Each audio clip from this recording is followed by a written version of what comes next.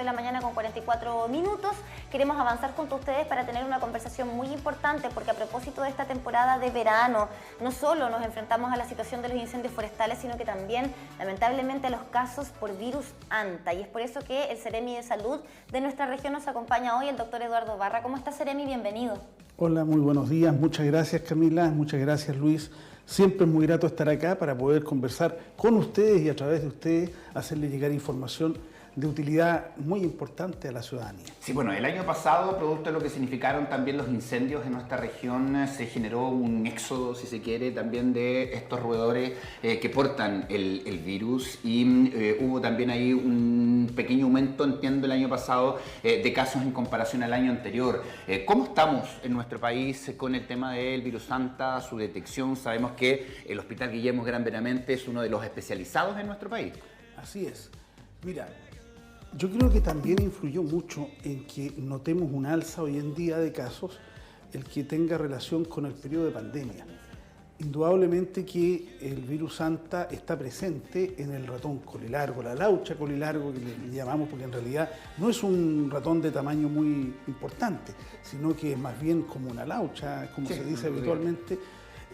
No tiene para nada, es mucho más pequeño que un guarén, pero tiene una cola que a veces llega a ser el doble del tamaño del cuerpo, y eso es un elemento distintivo importante. Ahora, nosotros estuvimos guardados producto de la pandemia, hubo confinamiento, mucha gente se quedó, obviamente por razones ya definidas, lo que era indicado, para proteger la salud sin salir a sectores rurales, ya sea de camping o excursión, todas esas actividades que hoy en día ya, a partir del año pasado, están siendo muy frecuentes. De ahí que la exposición de las personas al riesgo aumenta la frecuencia de contagio. Nosotros en este momento tenemos alrededor de 40 casos en el país, en lo que va del año 2023. Aquí en la región tenemos 5 casos, lo que es más del 100% en comparación con los 2 casos que tuvimos el año 2022.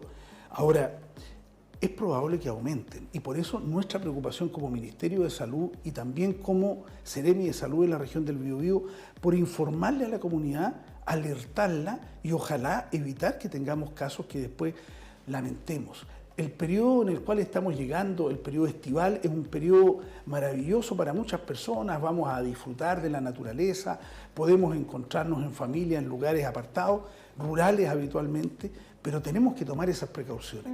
Y eso es lo que nos interesa, que las tengamos presentes a la hora de hacer actividad. ¿Dónde está habitualmente el virus ANTA? En estos roedores, no en todos. Y lamentablemente muchas veces vamos a encontrar estos roedores en qué lugares, en zonas rurales, en zonas un tanto precordilleranas a veces, y este año que hemos tenido mucho más lluvia que en los años previos, también hemos tenido más florecimiento de la quila, que probablemente sea el alimento más exquisito para estas ratitas, y por ende se produce una proliferación, una reproducción mayor.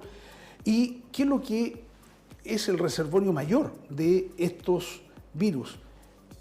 Deposiciones, orina, y eso puede estar no solamente en lugares cerrados, en casas abandonadas o zonas de camping que no hayan sido visitadas por tiempo, pueden estar también en matorrales, en forma directa. Por eso hay que tener tantas precauciones con respecto a este virus, Seremi. Y ahí me gustaría preguntarle dónde se contagiaron las personas, al menos estos 5 contagiados acá en la región del Biobío durante el 2023. Porque uno es un tema laboral, ¿no? Una persona que trabaja en sectores donde estaba este roedor. Así es una posibilidad importante esa, porque nosotros tenemos personas que hacen trabajo agrícola, o también, por ejemplo, ahora mismo, en lo que significa toda la temporada de prevención de incendios forestales. Desmalezar, todos los brigadistas. Exacto. 3 personas que viven en sectores rurales que uno podría decir, sí, es como lo que tiene un poquito más de sentido, pero hay uno, y ahí me gustaría preguntarle por el rol también de fiscalización de la Seremi de Salud, que se contagió en un camping no autorizado. Acampar en nuestra región, sabemos, es muy común. Hay una serie de campings que sí tienen todos sus papeles, ¿cierto?, sus licencias para poder operar, pero hay otros sectores que no. Para preguntarle justamente cómo está esa fiscalización a propósito de la temporada estival, no solo por el virus Anta, sino también porque hay muchos campings que tienen bajada al ríos, pero no por eso puede uno bañarse en esos ríos. Ese es otro tema también. Es muy importante lo que tú señalas. Nosotros como Seremi de Salud tenemos una actividad permanente. De hecho, hace algunos días estuvimos también haciendo información respecto a lo que significa nuestra fiscalización en camping y piscinas. Y tú lo señalas muy bien, autorizados. Y ojalá que la población reciba esta información en el sentido de que nosotros tenemos que acudir a lugares autorizados porque ahí tenemos certeza de las condiciones. Una de las condiciones que nos puede evitar precisamente contagio de virus Anta es que estemos en un lugar que tenga desmalezado toda la zona de camping, que no estemos acampando sobre maleza o sobre hierba. Obviamente que si vamos a usar una carpa, esta tiene que tener siempre piso y no tener roturas en su estructura, ya sea tanto en el piso como también en paredes. Pero lo ideal es que estemos en camping autorizados porque aquí se hace un trabajo previo de fiscalización que obliga a tomar esas medidas. Senderismo. Nosotros, por ejemplo, caminamos por un sendero. Claro, si ese sendero está hecho, está desmalezado, permite el paso de un grupo de personas, eso también es muy relevante, porque si vamos a ir a Campo Traviesa, muchas veces nos vamos a encontrar con maleza que pueda estar contaminada. Entonces, esas son medidas mínimas de conocimiento de nuestra población para poder salir con seguridad. Vamos a disfrutar de fiestas de fin de año, la idea es que sea en seguridad. Esta enfermedad, por supuesto que no contagia a todo el mundo que está en contacto con roedores de este tipo, pero mayoritariamente sí. Las expresiones de la enfermedad son diversas. Ahora, la enfermedad grave, lo que se conoce como el síndrome cardiopulmonar por hantavirus, primero tiene un diagnóstico que no es tan sencillo, porque hay que sospechar, hay que tener el antecedente. Y ahí le quiero preguntar, con respecto al tema de importante, el tema de los tiempos, el registrar. Claro, fui a acampar en tal fecha, listo, día 1. ¿Eso también es importante? Muy importante porque el periodo de incubación del virus puede demorar un poco más, incluso de 3 semanas. Entonces, puede que ya se haya olvidado que yo fui a tal parte hace 3 semanas. Y sin embargo empiezo a tener hoy día síntomas que son muchas veces cefalea, fiebre, que no es menor, es fiebre alta, o sea, estamos hablando generalmente sobre 38 grados Celsius, y puede haber un compromiso respiratorio, hablemos de tos, un poco aumento de secreción bronquial y posteriormente un avance rápido a una sensación, lo que nosotros llamamos de disnea, dificultad respiratoria, y claramente muchas veces caminamos a la insuficiencia. ¿Que se podría confundir con COVID en medio de todo este contexto? Totalmente de acuerdo. Se puede confundir con COVID o con influenza o con cualquier otra infección viral, pero está el antecedente. Registrar entonces la fecha que se va al campo, a acampar. Y dar ese antecedente en una consulta, porque con estos síntomas lo que hay que hacer no es quedarse y decir, no, pero sí, no minimizar. Consultar, sobre todo si tenemos ese antecedente en nuestro recuerdo, porque de esa forma alertamos. Yo diría que en general, en las regiones del sur del país, desde Ñuble hacia el sur hasta Aysén, como tenemos una prevalencia que no es menor de hantavirus, sobre todo en esta época, hay sensibilización de los equipos para diagnosticarlo. El problema es que si nosotros tenemos un cuadro de síndrome cardiopulmonar, el tratamiento es de alta complejidad. ¿Por qué? Porque ¿qué es lo que significa un síndrome cardiopulmonar? Significa que voy a tener insuficiencia respiratoria con requerimiento de ventilador mecánico y voy a tener una insuficiencia cardíaca que me va a tener la incapacidad del corazón para bombear la sangre. Y tengo que reemplazar el corazón y el pulmón, en definitiva, con esta máquina que se llama ECMO. Es como lo que hemos conocido también muchísimo más a partir de la pandemia, ¿no? Vimos a muchas personas que necesitaron esa misma máquina para poder enfrentar el COVID. Pero fíjate... Pero ahora con ANTA, claro, eso es la misma máquina, ¿no? Eso es la misma máquina, pero hay una gracia que es importante, que nosotros decimos en el lenguaje médico, los pacientes con ANTA que tienen este cuadro habitualmente son muy agradecidos, porque tú los pones en ECMO y van a estar en ECMO entre 3 días hasta una semana, no más. Nosotros en COVID estuvimos 10, 15, incluso 3 semanas con pacientes en ECMO. La respuesta a una terapia, sobre todo en población joven, es bastante buena. Es raro que tengamos un desenlace fatal. El punto es que si no tenemos esto, porque para tener ECMO tú tienes que tener, entre otras cosas, cirujanos cardíacos, porque poner cánulas de ECMO para sacar la sangre del cuerpo y pasarla por estas máquinas es algo muy complejo. Entonces no está en todos los hospitales, está en hospitales habitualmente de alta complejidad en el país y por ende podemos estar lejos de eso. Sí, de todas maneras, Seremi. Entonces, para también hacer ese llamado a la precaución, usted ya nos decía a lo que tenemos que estar atentos con los campings. ¿Hay alguna manera en la que nosotros podamos saber si ese camping efectivamente tiene una fiscalización por parte de la Seremi y ha salido aprobado para poder operar? Eso por una parte, y por otra, ¿cómo lo hacen las personas que tienen sus casas, viviendas, segundas viviendas de veraneo, ¿cierto? Que no han ido mucho tiempo o que llegan a una cabaña y que quieren tomar las precauciones? Lo segundo, que es mucho más masivo que lo primero, es la precaución que tenemos que tener respecto a llegar a nuestra cabaña o al lugar que hemos arrendado y que ha estado desocupado por meses. Idealmente no entrar a esa cabaña antes de ventilarla. Y eso significa abrir puertas y esperar a lo menos 30 minutos y posteriormente, idealmente, entrar con una mascarilla. Ojalá la N95, de tal forma de abrir ventanas y dejar eso ventilado al menos otra media hora. Jamás entrar y ocuparla de inmediato, porque si ha habido presencia de roedores ahí y han quedado excretas y orina, muchas veces vamos a estar en riesgo. Eso es lo primero. Lo segundo es que idealmente hay que tener desmalezamiento. Si uno quiere ir en familia y estar un periodo largo, hay que tener el desmalezamiento de alrededor. Y cuidado con la basura, ¿no? Idealmente 30 metros. Cuidado con los residuos en general, basura, porque eso es alimento. Tenemos el alimento propio ahí. No exponernos nosotros a lugares que pueden ser incluso visualmente paradisíacos, dentro de un bosque, con una casa que no tenga cortafuegos.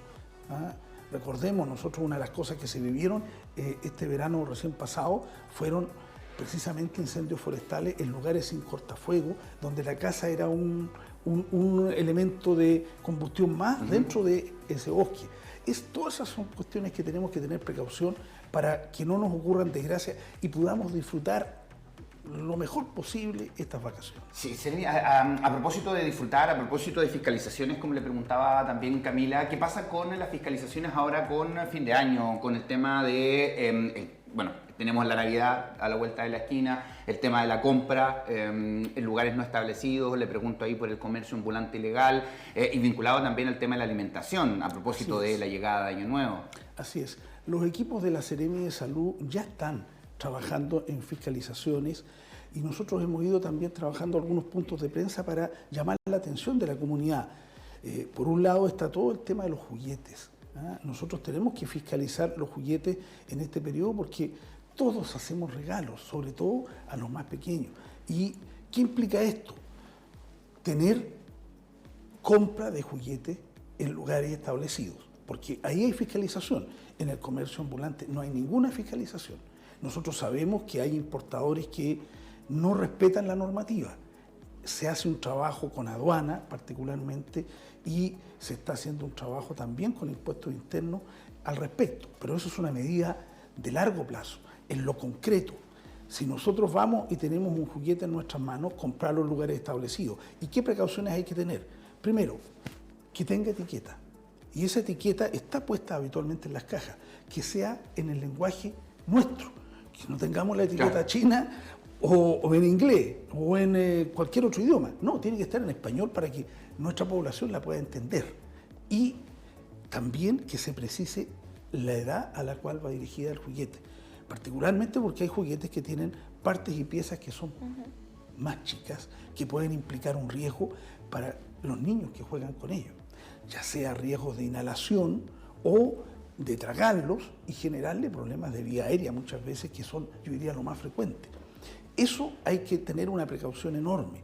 Lo otro es precisar que hay algunos tipos de juguetes que pueden tener aumentos de tamaño, por ejemplo, al exponerse con agua. Hay otros tipos de juguetes que son estas especies de crema que se venden mucho en el comercio ilegal. Ah, los slime.